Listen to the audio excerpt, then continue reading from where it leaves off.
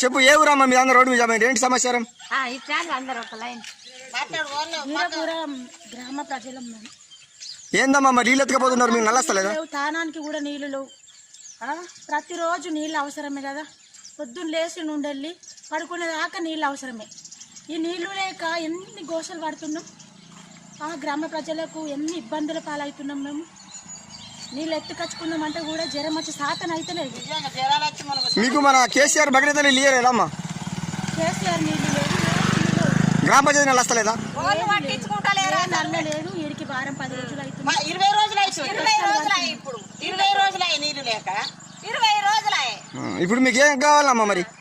మీరు గవర్నమెంట్ ఏం కోరుకుంటున్నారు? సాతన అయితే లేదు, కాళ్ళు చేతులు గజ గజ అంటున్నాయి. నీళ్ళు ఎత్తి కట్టుకుందామంటే సాతన అయితే లేదు.